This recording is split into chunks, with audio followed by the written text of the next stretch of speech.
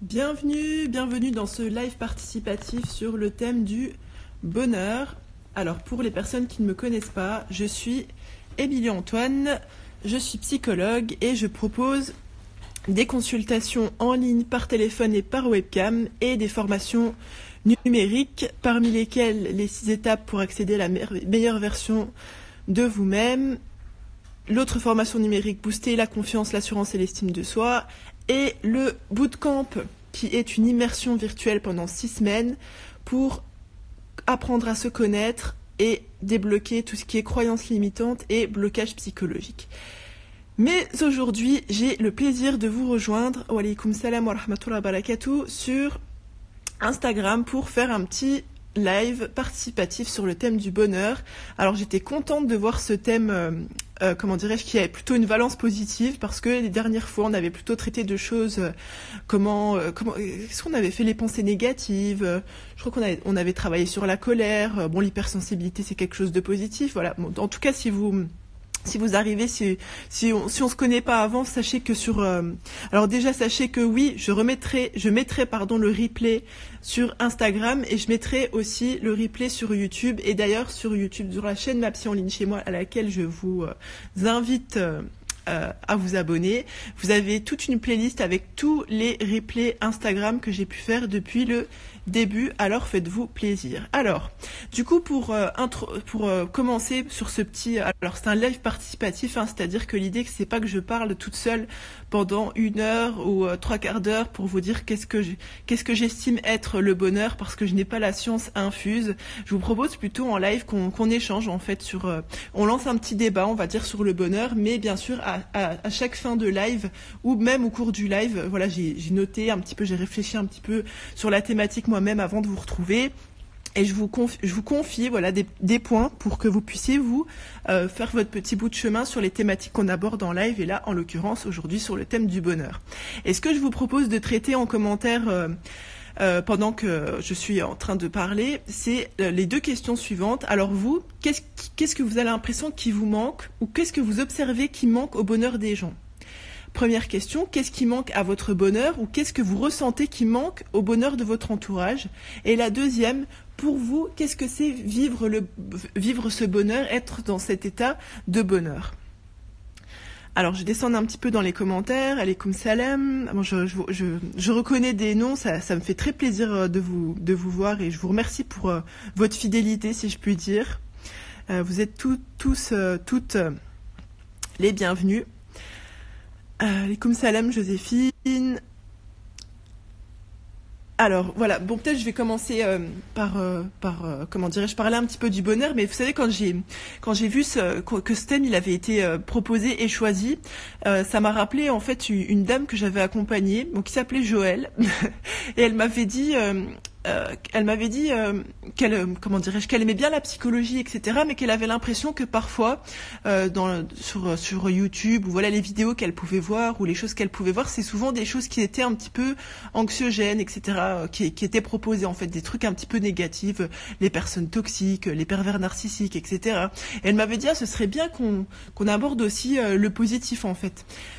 Et du coup, quand j'ai vu ce thème proposé du bonheur, je me suis dit, tiens, ça fera plaisir à Joël. Donc Joël, si vous passez par là, eh bien, je vous passe le bonjour et j'ai une petite pensée pour vous. Alors, il y a Hasp qui a commencé à répondre aux questionnements que je vous ai proposés. Qu'est-ce qui manque? Alors non, en l'occurrence, elle a répondu à la question pour vous, qu'est-ce que vivre le bonheur? Et elle dit, vivre le bonheur, c'est être en paix et en accord avec soi-même. Alors déjà, du coup, on peut se poser la question de quoi on a besoin pour être en paix avec soi-même, pourquoi on ne l'est pas, et dans la même veine, qu'est-ce qui fait qu'on peut être en désaccord avec soi, et comment on peut se rabibocher un petit peu avec soi-même et être en accord avec soi. Là, ce que ça m'évoque comme ça, je dirais que souvent, quand on n'est pas en paix avec soi, c'est souvent de la culpabilité qui est derrière. Donc peut-être travailler sur le sentiment de culpabilité, et l'accord avec soi-même, c'est souvent au niveau des valeurs. Donc déjà, ça sous-entend qu'on identifie ses valeurs et qu'on s'entoure des personnes qui ont des valeurs similaires aux nôtres, dans un second temps, et enfin, comment dirais-je, qu'est-ce que je vous disais, donc qu'on identifie ses valeurs et qu'on vive nous-mêmes, qu'on ait une vie en cohérence, si je puis dire, avec avec ces mêmes valeurs. Alors j'ai ça un petit peu dans vos commentaires. Alors il y a Saxmom qui nous dit « Vivre le bonheur, c'est vivre le moment présent en étant pleinement dans l'instant présent, en prenant conscience des choses positives. » Alors j'aime bien le commentaire de Saxmom. C'est un point que j'aborderai aussi à la fin, peut-être formulé un petit peu d'une manière différente, mais l'idée est la même. C'est cette idée en fait que le bonheur, c'est pas seulement... comment dirais-je, c'est beaucoup quelque chose un rapport à la vie, un rapport avec soi-même, comme elle nous disait tout à l'heure dans le précédent commentaire, être en paix avec soi-même. C'était être en paix et, pardon, le deuxième, et en accord, voilà. Donc là, c'est plutôt le rapport avec soi. Et là, ce qu'elle nous propose, Saxmom, c'est plutôt comment on vit, notre manière de vivre, en fait, notre savoir-être, comment on est EST au monde. Et effectivement, vivre le moment présent, c'est-à-dire goûter, en fait, chaque chose qui, entre guillemets, qui nous est proposée, comment dirais-je, en évitant, si je puis dire, ce qui nous empêche, on va dire, d'être dans le moment présent, c'est-à-dire, souvent, c'est le fait d'être sur les écrans, malheureusement, d'être sur le téléphone pour des raisons qui sont pas forcément... Bon, après, je dis pas si c'est une partie de votre travail, etc. Donc là on va dire, c'est légitime, mais quand c'est un peu une fuite, entre guillemets, du moment présent, que vous sentez que ça vous empêche de vous connecter avec vos proches ou dans ce que vous êtes en train de vivre, et encore pire, du coup, pour rebondir sur le commentaire de Saxmom, de prendre conscience des choses positives, de prendre même conscience de ce que vous êtes en train de vivre, et en l'occurrence, en plus du positif, effectivement, ça peut être un frein au bonheur si vous n'êtes pas connecté, en fait. Mais connecté avec pas connecté avec sur votre Wi-Fi, en fait, mais connecté avec votre vie.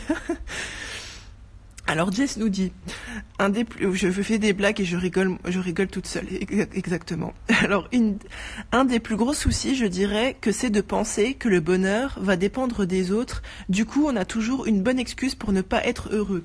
Oui, alors c'est un point que j'aborderai aussi dans la petite synthèse que je vous donnerai à la fin. C'est un frein au bonheur que de penser, effectivement, pour reformuler ce qu'elle a dit Jessica, de penser que ça dépend des autres ou que ça dépend d'une source externe, comme par exemple le matériel. Donc là, quand on a pensé que le bonheur va dépendre des autres, c'est-à-dire, typiquement, il y a des gens qui se disent, plus ou moins consciemment, quand j'aurai un mari ou quand j'aurai une femme, je serai heureuse, je serai bien. Quand j'aurai des enfants, quand je serai mère ou quand je serai père, je goûterai le bonheur. Quand j'aurai tel travail, je goûterai le bonheur. Puis il y a toujours cette fuite, en fait, en avant, si je peux dire ça comme ça, une source de frustration, parce que finalement, pour rebondir sur l'avant-dernier commentaire, on n'est pas connecté avec ce qu'on vit dans l'ici et maintenant. On n'est pas forcément dans cette optique, entre guillemets, de prendre conscience de ce qu'on a et du coup d'en ressentir de la gratitude. Alors Saxmom nous a proposé une réponse à la première question, et si vous arrivez au fur et à mesure, je vous invite à répondre en commentaire, voilà, on débat un petit peu, qu'est-ce qui vous manque à votre bonheur, et pour vous, qu'est-ce que vivre le bonheur. Et je vous disais aussi pour la première question, qu'est-ce qui vous manque qu'est-ce qui manque à votre bonheur, mais qu'est-ce que vous observez qui manque aux autres aussi pour atteindre le bonheur. Et là, Saxmom nous propose « Ce qui manque à mon entourage pour vivre le bonheur, c'est qu'ils attendent que le bonheur leur vienne des autres. » Voilà, vous voyez cette espèce de frustration qui vient de cette dépendance, en fait. Ça peut être une dépendance... on pourrait la qualifier aussi d'affective, mais pas forcément. Mais en tout cas, voilà, c'est est-ce que quelque part, c'est pas un peu de se déresponsabiliser par rapport au bonheur, en fait, de se dire c'est pas ma responsabilité de travailler pour être bien, pour être satisfait, pour être satisfaite, mais de poser ça sur quelqu'un d'autre, en fait. Ce qui peut être très frustrant pour soi et qui peut nous faire avoir un petit peu un comportement peut-être un petit peu tyrannique, on va dire, vis-à-vis de nos proches.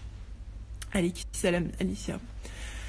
Petit 1, ce qui me manque, c'est d'être en accord avec moi et ne pas vivre pour et par les autres, de ne plus avoir peur du jugement de l'autre. Et vous voyez, c'est un peu ce qu'on se disait tout à l'heure, pour rebondir sur le commentaire d'Alicia, c'est cette espèce de dépendance, en fait, qui fait que on a des attentes, ne pas vivre pour, parce que si on vit pour et par les autres, on développe des attentes et de la frustration, et du coup, on ne peut pas être dans ce sentiment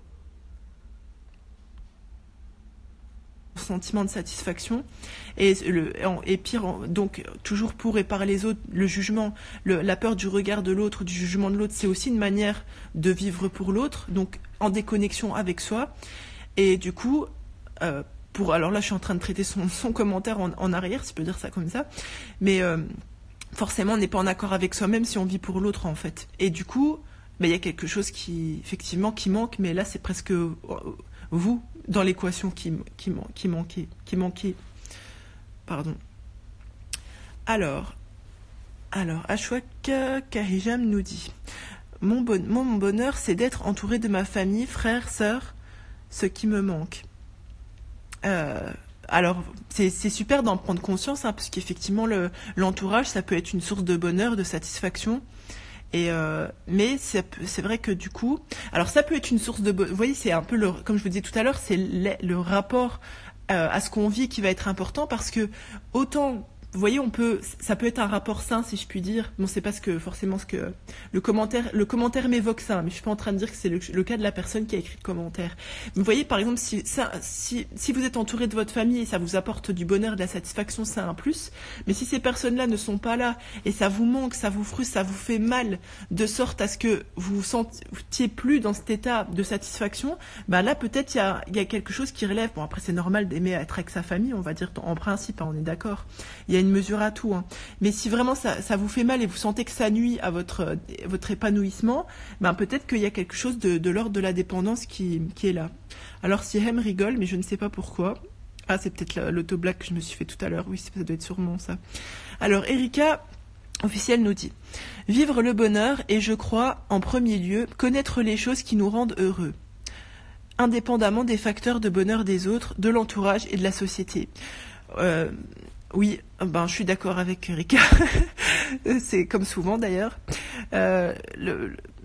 Donc il y a cette idée, en fait, vous voyez, dans cette connexion qu'on a avec soi-même, il y a cette idée qu'en étant connecté avec soi-même, avec ses besoins, avec le moment présent, on en apprend sur soi. Et si on en apprend sur soi, et là je rebondirai sur ça plus tard aussi, on en apprend sur comment répondre aussi à ses besoins.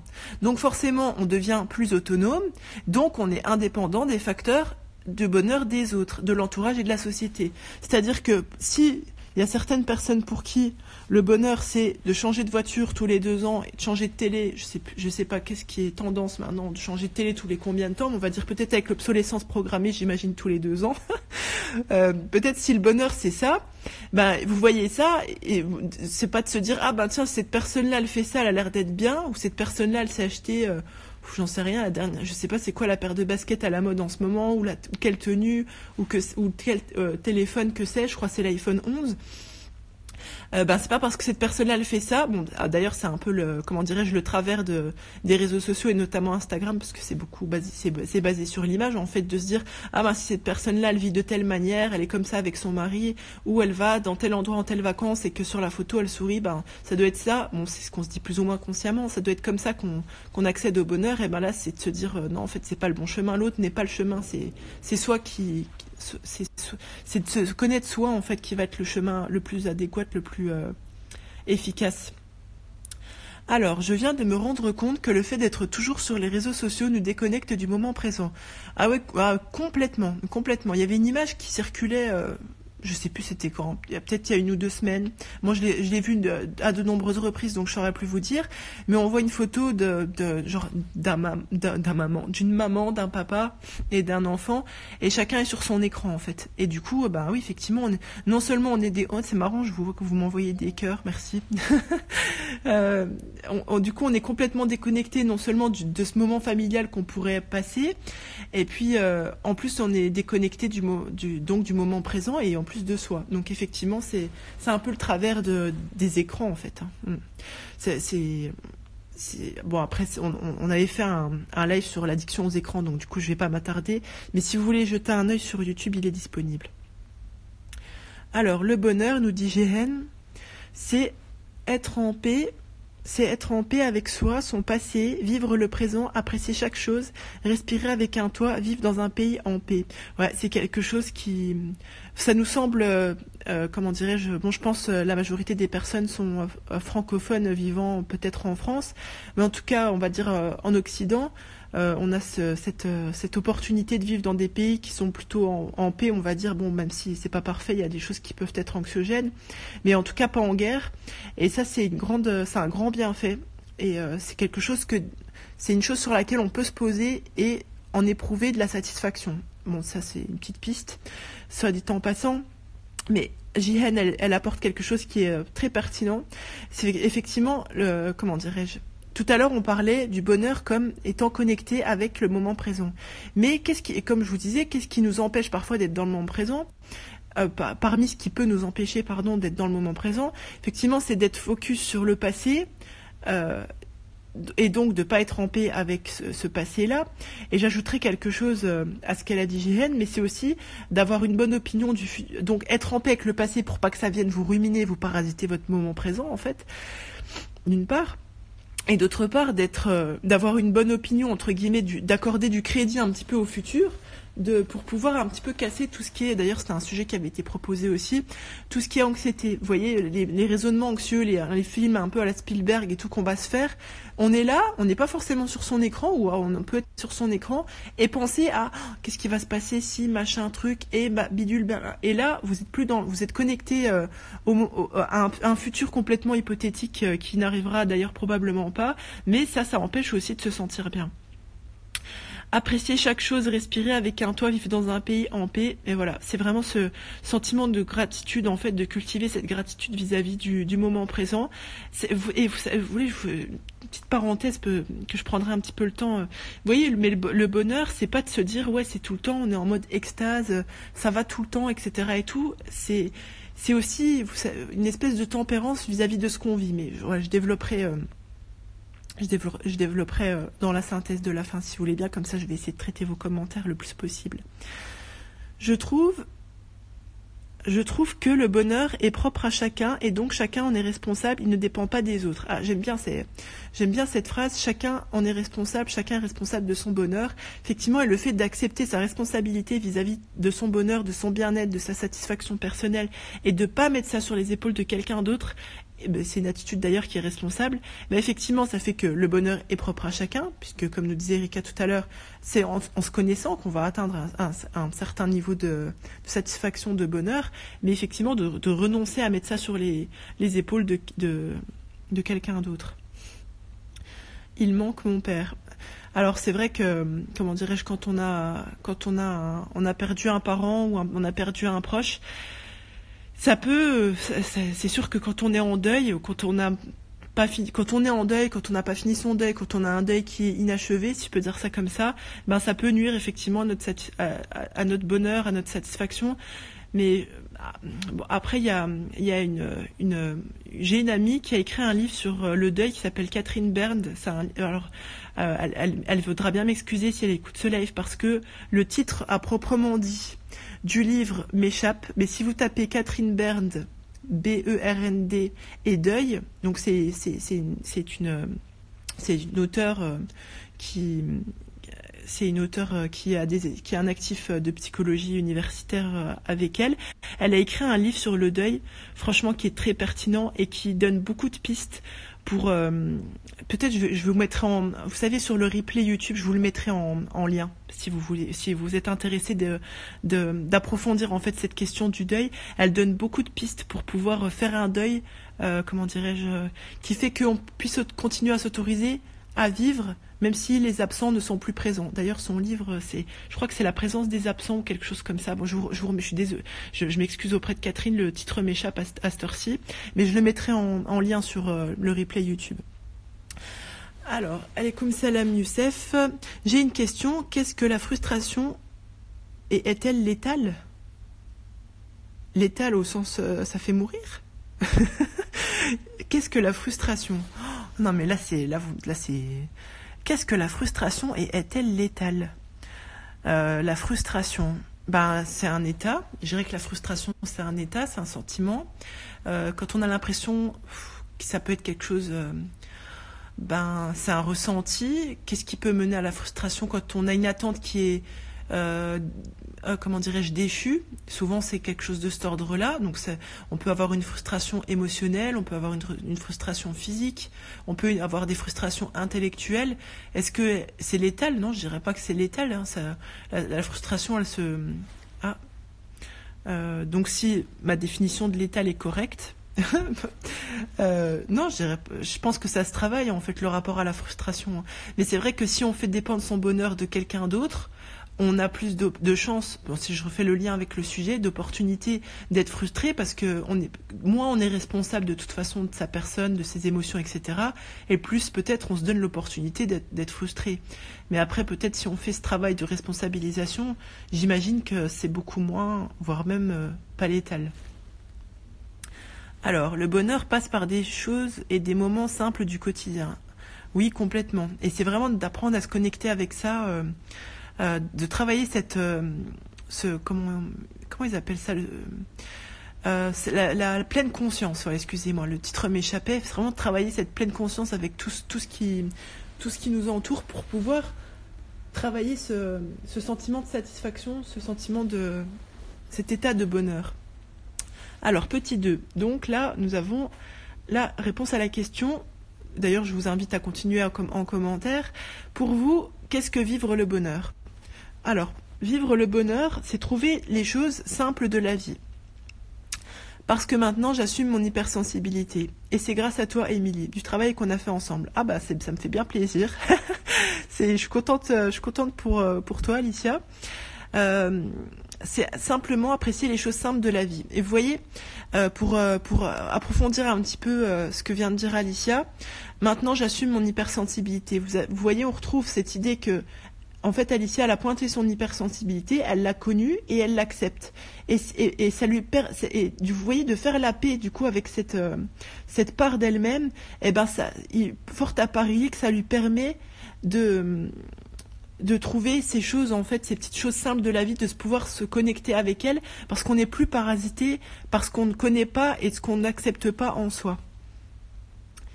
Alaykoum salam. Alors, ce qui me manque, nous dit Jihen, c'est de me rappeler quotidiennement ma définition du bonheur, être régulière dans la gratitude. Oui, c'est vrai que quand on n'a pas été éduqué comme ça demande vous savez, c'est un peu... ça demande, en fait, si vous voulez, votre cerveau, il faut qu'il prenne plusieurs fois le même chemin pour pouvoir tracer, comme si vous allez d'un point A à un point B, et plus vous allez faire ce chemin, ces pas dans ce chemin, entre guillemets, de terre, et plus le chemin va être marqué. Au niveau cognitif, c'est un petit peu pareil. Donc, plus vous allez prendre des habitudes par rapport à comment vous vivez votre définition du bonheur dans votre quotidien, et en l'occurrence d'être dans la gratitude, et plus ça va devenir un automatisme. En principe. Beaucoup pensent que le bonheur dépend de vivre des choses exceptionnelles. Ah ouais, alors, ouais, je suis d'accord, Joséphine. Alors il y a et du coup ça peut être une vision un petit peu du bonheur qui devient persécutante, en fait. C'est-à-dire qu'on s'imagine qu'on doit comme on se disait tout à l'heure, bon, je taclais un petit peu sur le shopping, mais ou de se dire, voilà, quand il faut que j'aille en voyage à tel endroit, ou que je fasse une telle carrière de bac plus 10, ou que sais-je, ou de vivre avec le prince charmant, etc. Enfin, vous voyez, qui est cette idée un petit peu de perfection, etc. En tout cas, de choses qui ne sont pas forcément... Bon, je dis pas que vous ne pouvez pas avoir bac plus 10 ou vivre avec un homme charmant ou que sais-je. Mais vous voyez, ça va être aussi de comment vous allez apprécier ce que vous avez, mais pas apprécier au sens seulement aimer, au sens évaluer ce que vous avez, qui va faire que vous allez ressentir quelque chose d'exceptionnel, justement. Alors, Sihem nous dit, pour moi, le bonheur, c'est être à la bonne place, au bon endroit et réaliser des choses en accord avec son être, ses goûts, ses facettes, car on est tous différents. Ah, c'est intéressant ce que tu as dit, Sihem. Pour moi, le bonheur, c'est être à la bonne place. Je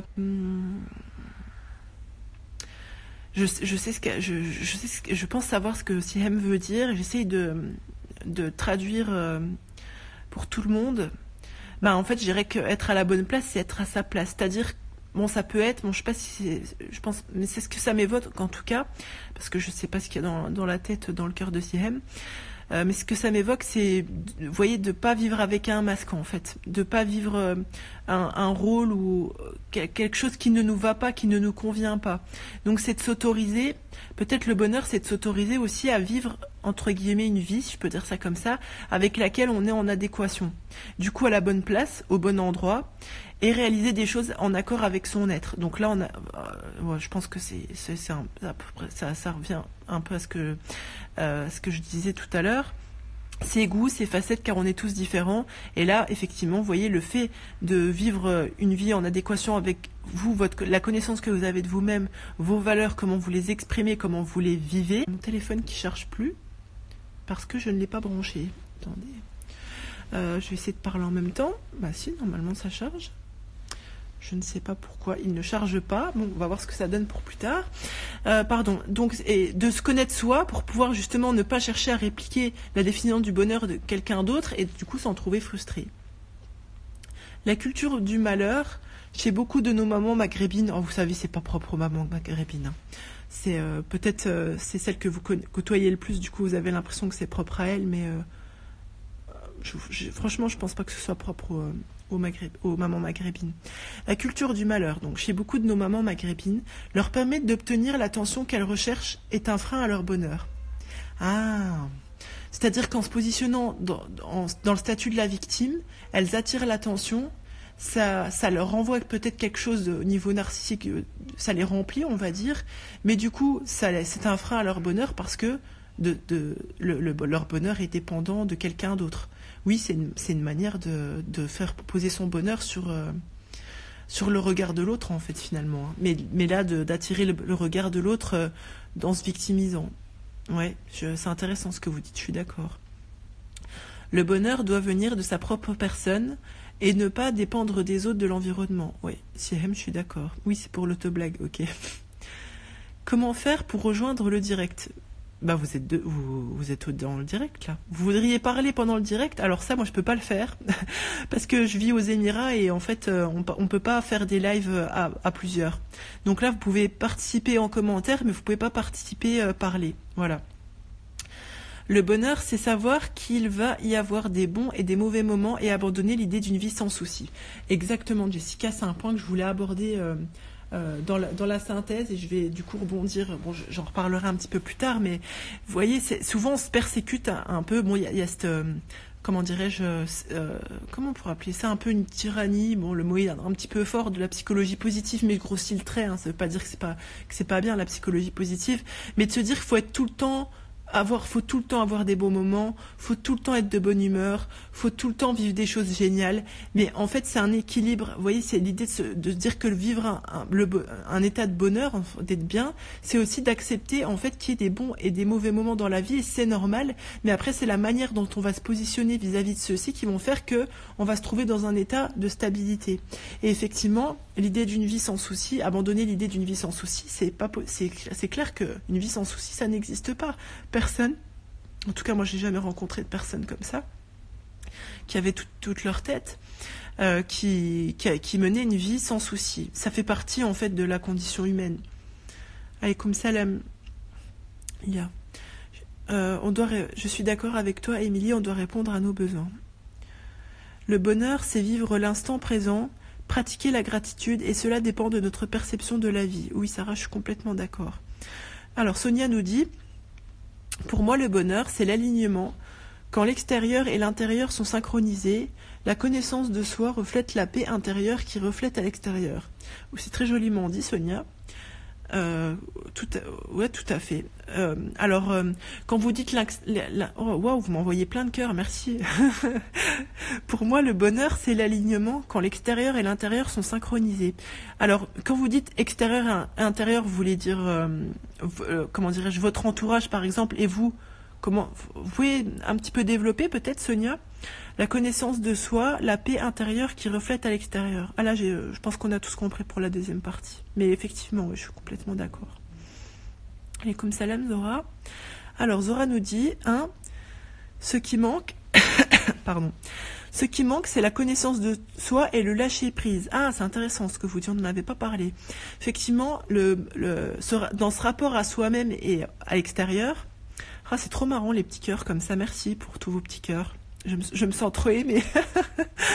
Le lâcher prise, voilà. Je vais un petit peu plus sérieusement. Le manque de connaissance de soi, donc ça on l'a beaucoup abordé. Et le lâcher prise. Alors effectivement, on n'a jamais fait un live sur le lâcher prise. J'ai fait une vidéo sur le lâcher prise, mais qui est réservée à un programme gratuit, les 3 secrets du travail sur soi réussi. Les gens, vous recevez un petit cours, on va dire, sur le lâcher prise. Mais effectivement, le lâcher prise, c'est-à-dire cet équilibre entre vous donnez, alors si je synthétise l'équation, vous donnez le meilleur de vous-même et puis vous lâchez prise par rapport aux événements que vous contrôlez pas, ça va être beaucoup moins persécutant que de vous penser responsable de tout. Et du coup, effectivement, ça peut être un frein au bonheur, au bien-être. Le bonheur nécessite parfois, Saxmom nous dit, le bonheur nécessite parfois d'être dans la solitude pour apprendre à s'écouter et se connaître, donc prendre conscience de ses besoins.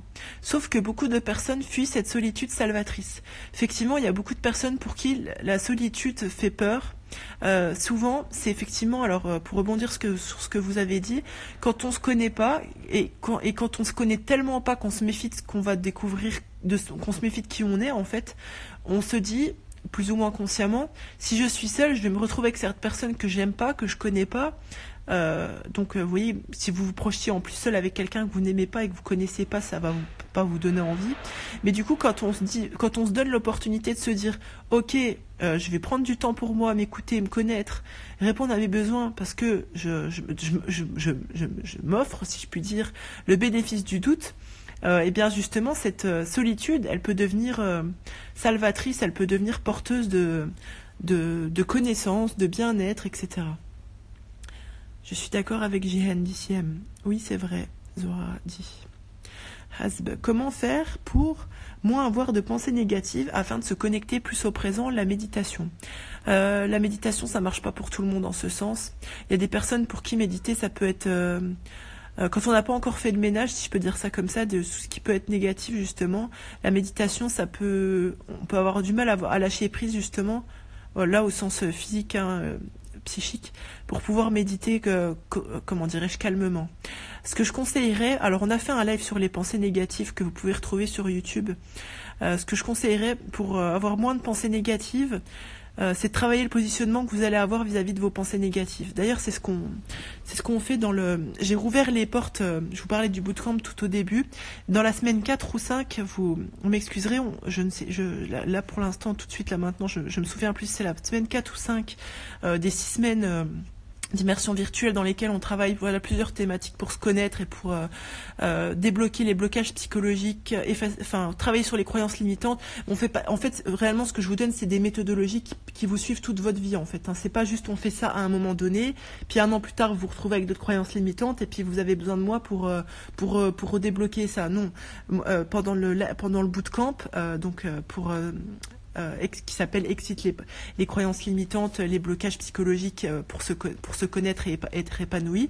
Je vous donne énormément d'exercices, mais aussi énormément de méthodologies qui continuent de vous suivre et de vous accompagner toute votre vie. Pour justement, alors là, pour rebondir sur le commentaire de Hasb, pour justement faire face aux pensées négatives. Alors, ces pensées négatives, comment faire pour avoir moins de pensées négatives? Eh ben, comme je vous le répète assez souvent, vous m'excuserez pour ceux et celles qui l'ont déjà entendu à de nombreuses reprises, on va pas essayer de les mettre sous le tapis, en fait. On va leur faire face. Et pour leur faire face, il faut que vous reteniez plusieurs choses. Et la première chose, c'est quelque chose que je dis assez souvent, tout ce qui vous traverse l'esprit ne vous appartient pas.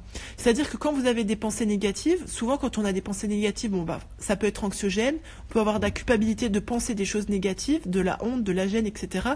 Mais dites-vous, si vous n'adhérez pas à la pensée négative, déjà... Fort à parier, 99,9% que ça vous appartient pas. Donc vous voyez, ça va être comment vous allez faire face à ces pensées négatives. Bon, je fais une rapide parenthèse parce que c'est pas le sujet, mais quand même c'est utile. Vous faites face à ces pensées négatives là et quelque part, c'est pas que vous allez pas leur répondre, parce que souvent ce qu'on fait dans les pensées négatives quand ça devient anxiogène, c'est on rentre dans le scénario en fait. Et alors là, l'idée c'est de répondre plutôt de contre-attaquer, si je peux dire ça comme ça, d'aller à l'inverse des pensées négatives, de les élaborer. Pourquoi vous avez cette pensée-là, d'où ça vient, qu'est-ce qui vous l'a transmise, etc. Oui, ça va vraiment être de faire face aux pensées négatives, de les analyser, de les contrecarrer. Et plus vous allez prendre de la distance, moins vous allez y donner d'importance et moins ça va prendre de place dans votre moment présent et plus vous allez pouvoir vous connecter au moment présent et voire même là méditer. Alors méditer, tout simplement méditer, c'est vous regardez par votre fenêtre, si vous avez un petit peu vous regardez le ciel, vous observez les nuages, enfin vous essayez vraiment de vous connecter avec ce que vous voyez, la forme des nuages, la couleur, vous voyez, vous êtes dans l'observation, etc. Ça peut être aussi le moment de se connecter à la gratitude. Vous êtes souvent on se dit, on dit Dieu merci, etc. Mais Dieu merci pourquoi en fait? Et là de dire, comme tout à l'heure nous disait Jihen, d'être dans un pays en paix, d'avoir un toit, d'avoir des amis, d'avoir une famille, de ressentir du bien-être, enfin vous voyez, d'avoir un cerveau, enfin voilà, d'avoir des choses comme ça banales, mais vous voyez, c'est ça peut être une manière de méditer. La gratitude, c'est tellement important d'être reconnaissant pour les bienfaits qu'on a chaque jour. Ouais, complètement, Siem. D'ailleurs, Alicia nous dit complètement d'accord avec Vihen. J'ai l'impression que parfois, sous Béjaoui, j'espère que vous allez bien, j'ai l'impression que parfois, on ne se rend pas bien compte des choses qui nous apportent vraiment du bonheur. Je ne sais pas pourquoi. C'est vrai, on ne se rend pas toujours compte de ce qui nous apporte du bonheur. D'ailleurs, il y a un dicton comme ça, français, qui dit... que c'est quand on perd quelque chose qu'on se rend compte de la valeur que ça a. Si quelqu'un se souvient du dicton, écrivez-moi-le en commentaire, voyez l'idée, mais on a besoin d'être dans une situation de manque pour se rendre compte du bienfait qu'on avait. Alors pourquoi? Je sais pas, peut-être, je pense que c'est inhérent peut-être à la nature humaine que d'oublier rapidement, et peut-être aussi parce que des fois on est, comment dirais-je, je cherche le mot, pas impressionné, on est influencé, par ce que c'est la définition du bonheur, parce qu'est la définition du bonheur selon autrui. Et du coup, peut-être on s'accorde pas de voir ce qui nous rend heureux, nous. Bon, c'est que des hypothèses, hein. Alors, donc, c'est un peu être égoïste, penser à soi, mais des fois, j'y arrive pas parce que je suis trop empathique. Ah, merci, votre commentaire, il va permettre de découdre, entre guillemets, une croyance limitante qui fait beaucoup de tort. C'est que penser à soi, c'est être égoïste. Être égoïste, ce n'est pas penser à soi. Être égoïste, c'est ne penser qu'à soi. Donc, quand vous centrez sur vous, d'ailleurs, quand on pense à soi, c'est dans l'optique, entre guillemets, quand on pense à soi, on peut donner mieux, quand on se donne à soi, on peut donner mieux aux autres, etc. Donc c'est plutôt comment dirais-je, vous voyez, cette optique de je pense à moi pour pouvoir être mieux, donner mieux, dans une optique plutôt altruiste et non pas du tout égoïste. Et des fois, je n'y arrive pas parce que je suis trop empathique. Mais l'empathie, c'est vrai que ça vient de l'hypersensibilité, souvent c'est lié. Mais là, c'est de prioriser en fait, hein. Et c'est pas de pas se sentir coupable, de se dire ok, les autres sont là, je peux décider de rendre service, etc. Mais j'ai des besoins et ces besoins-là passent en premier et en fait c'est ok. C'est pas du tout égoïste, c'est pragmatique. Quand on a une vision idéaliste, on a l'impression d'être toujours déçu. Ah bah complètement. Oui, alors d'ailleurs c'est un point que j'aborderai, c'est cette idée d'équilibre en fait. Cette idée d'équilibre dans ce que c'est le bonheur, dans la manière dont on vit le bonheur. Mais effectivement, quand on est idéaliste, mais aussi quand on idéalise des choses ou qu'on idéalise des gens ou qu'on idéalise n'importe quoi en fait, on se donne beaucoup plus d'opportunités d'être déçu complètement. Alors je descends dans vos commentaires. Le but de la vie est-il d'être en permanence dans un état de bonheur? Non, je dirais pas ça. Je pense pas, non. Après c'est propre à chacun, hein. Franchement, le but de la vie c'est propre à chacun. Je pense que ça dépend de plein... Non, pardon, on a été... alors, je sais pas pourquoi mon téléphone ne charge pas. Attendez, je vais changer de prise USB. Ouais, ça dépend je pense que ça dépend de la religion, du coup, hein, parce que le but de la vie... va dépendre de la religion. Si vous êtes quelqu'un... Est-ce que mon portable charge maintenant? Malheureusement, je peux pas vérifier. Bon, il me reste 10%, je pense que je devrais pouvoir terminer le live dans tous les cas. Je vous disais, oui, voilà, si vous avez une religion ou pas, ben, votre but de la vie, ça va être de pratiquer votre religion. Si vous n'avez pas de religion, ça va être, je sais pas, en fait, c'est propre à chacun. Mais je pense que si on se dit que son but dans la vie, c'est d'être en permanence dans un état de bonheur, on risque d'être dans l'idéalisation et du coup d'être déçu. Le bonheur, c'est une richesse qui vient de l'intérieur. Cette richesse consiste à être, en toute situation, dans un état de satisfaction et de contentement en étant convaincu qu'il y a une issue favorable. Ah bah franchement, je dirais pas mieux. J'ai rien à ajouter. Je vous relis la phrase si vous voulez vous en inspirer. Le bonheur, c'est une richesse qui vient de l'intérieur. Cette richesse consiste à être en toute situation dans un état de satisfaction et de contentement en étant convaincu qu'il y a une issue favorable. Bon là, j'imagine quand on est plutôt dans une difficulté. Le bonheur est subjectif, je pense propre à chacun. Oui, complètement. Alors si M me dit, tu as bien expliqué ce que je voulais dire. Super. JN, se connaître réellement, savoir... Ah, c'est pas JN qui a dit ça, c'est CM, pardon. Se connaître réellement, savoir ce qu'on aime, s'accepter comme on est, être cohérent entre notre cœur et nos actions. Bah franchement, c'est magnifiquement dit, j'ai rien à ajouter. Se connaître réellement, savoir ce qu'on aime, s'accepter comme on est, être cohérent entre nos cœurs et nos actions. Alors, être en accord avec soi et ses valeurs, avoir une passion, se connaître et ne rien attendre de personne. Oui, c'est le rien attendre de. Je serais pas aussi rien attendre de personne. Je serais pas aussi catégorique. Je pense que, par exemple, si vous attendez de votre mère qu'elle soit maternelle, c'est une attente qui est légitime. Si vous attendez de votre conjoint qui vous donne de l'affection, c'est légitime. Si vous attendez de vos proches qui vous respectent ou qui vous acceptent tel que vous êtes, je dirais que c'est légitime. Donc, on va doser. Rien attendre de personne, ça me semble un petit peu, comment dirais-je, radical. Mais je comprends l'idée. Hein, je vois ce que vous voulez dire. Avoir une passion, alors, moi je dirais que c'est une passion au sens d'être intéressé par des choses en fait. Hein. Parce que, bon, on peut être intéressé par beaucoup de choses, mais voilà, d'avoir des stimulations peut-être intellectuelles, sociales, etc. Siem nous dit, le bootcamp nous a été bénéfique. Merci Siem.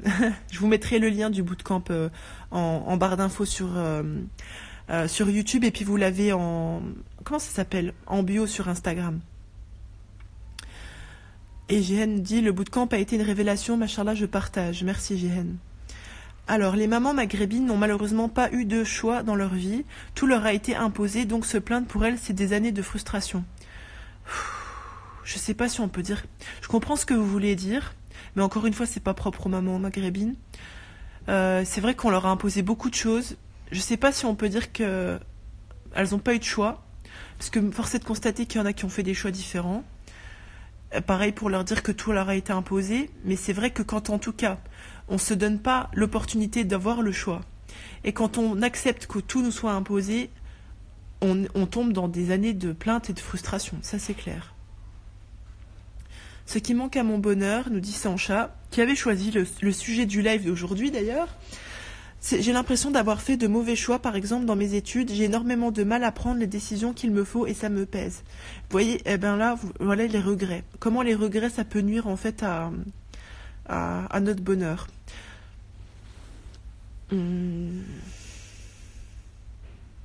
Qu'est-ce que le bon choix en fait? Déjà, c'est de se dire qu'est-ce que le bon choix réellement pour les études. Tout à l'heure, si elle parlait du bon moment, du bon endroit, de la bonne place. Et prendre des décisions, eh ben, vous savez, c'est tellement, la prise de décision, c'est tellement quelque chose de capital dans le bonheur, dans la connaissance de soi, dans tout ce qui est déblocage psychologique, etc. Toute la semaine 3 du bootcamp, on bosse sur la prise de décision. Donc, voilà, je comprends tout à fait que ce soit quelque chose qui prenne de la place. Personne ne vit sans souci, mais juste savoir absorber la vie positivement, voir le verre à moitié plein. Ouais, on peut dire ça. Attendez, il y a eu un live, il me semble, sur le lâcher prise pendant le Ramadan. Ah bah merci JN, je m'en rappelais même plus. Bon alors, regardez dans la liste, ça fait longtemps, ça fait 6 mois. Merci JN. et donc du coup il doit être dans la playlist, c'est comme ça qu'on dit, hein, la playlist des lives. Excusez-moi, je vais devoir nous arrêter aujourd'hui. Alors si vous êtes frustré, bon, voilà, si, ce que je vous propose, si j'ai pas pu répondre ou lire votre commentaire, vous le copiez et vous le mettez de côté. Et quand je mettrai le live, le replay du live sur YouTube, vous mettez votre commentaire si vous voulez dans les commentaires YouTube. Comme ça, je pourrai vous répondre. Ça vous profite à vous et ça profite à toutes les personnes qui vont regarder aussi le replay. Alors je vais vous synthétiser parce que vous savez, pour rien vous cacher, je crains que mon portable s'éteigne et qu'on passe à côté de l'enregistrement du live. Mais en tout cas, ce que je voulais que vous reteniez en Fikal par la KGN, c'est avec un grand plaisir. Alors vous reteniez 3 points en fait. Le premier point, retenez, c'est la chimère. Le deuxième, la manière d'être au monde. Et le troisième, un équilibre. Qu'est-ce que j'entends par chimère? C'est-à-dire que pour certains, comme on se disait, si je résume un peu ce qu'on s'est dit aujourd'hui, le bonheur, ça va être un ensemble de conditions à atteindre, de choses à faire, d'attentes qu'on va avoir, etc. Et le danger, c'est qu'on court toujours après de nouvelles choses et qu'on n'arrive pas à se satisfaire de ce qu'on a et du moment présent. Donc là, vous voyez, c'est le point 1, c'est de lutter contre la chimère. Le point 2, c'est la manière d'être au monde. Comme on se disait, le bonheur, c'est peut-être comment on se positionne dans le moment présent, comment on vit la gratitude. Vous voyez, tous ces ensembles de choses que vous avez dont on a pu parler dans le live. Et le troisième point que je vous recommande de retenir, c'est cette notion d'équilibre. C'est, vous voyez, d'accepter sa condition d'être humain qui est parfois triste, parfois heureux, qui vit des épreuves, qui vit des choses exceptionnelles ou pas, mais c'est normal en fait, et ça ne nuit pas à votre bonheur parce que ça fait partie de la condition d'être humain. Et aussi dans cette recherche d'équilibre, c'est aussi d'accepter de reconnaître, de répondre à ses besoins et de tendre vers cette autonomie dont on a beaucoup parlé dans ce live pour ressentir cette satisfaction de ce bonheur qui est vécu et qui est ressenti. Surtout. Voilà, c'était les petits points que je voulais partager avec vous. Je vous remercie encore pour votre présence. C'était un plaisir d'échanger avec vous. Encore une fois, alors si c'est pas déjà fait, je vous offre 2 programmes gratuits. Donc il y a les 3 secrets. J'ai un bug. Alors il y a un programme audio qui s'appelle les 3 secrets du travail sur soi. Vous pouvez l'avoir en live, je vous le mettrai dans la barre d'infos. Et vous avez aussi comprendre la psychologie, les émotions, les émotions, les comportements humains, qui est aussi disponible, qui est un programme par mail cette fois-ci, que vous recevez tous les jours pendant une certaine période, et qui est disponible dans la bio, et aussi que je vous mettrai dans la barre d'infos sur YouTube. Et je vous invite aussi, si vous êtes intéressé de nous rejoindre pour ce bootcamp qui commence lundi prochain, donc le 18 novembre, vous avez dans ma bio Instagram le lien qui vous amène sur le descriptif du bootcamp et qui vous donne l'opportunité de vous inscrire. Et je vous mettrai aussi le lien dans la barre d'infos, donc là je vous disais dans la bio Instagram, dans la barre d'infos sur YouTube. Mais si vous avez des questions, vous pouvez me contacter par WhatsApp, préférez WhatsApp au 07 81 11 64 11. Pensez bien que vous êtes la première personne à bénéficier du crédit que vous accordez à votre existence. Prenez bien soin de vous et je vous dis à dimanche prochain pour notre live. Vendredi ou samedi, je vous mettrai le sondage pour qu'on puisse choisir ensemble du sujet. Et je vous donnerai l'heure exacte, peut-être 13h, 13h30 dimanche prochain. Prenez soin de vous et passez une bonne fin de week-end et une bonne semaine. À bientôt!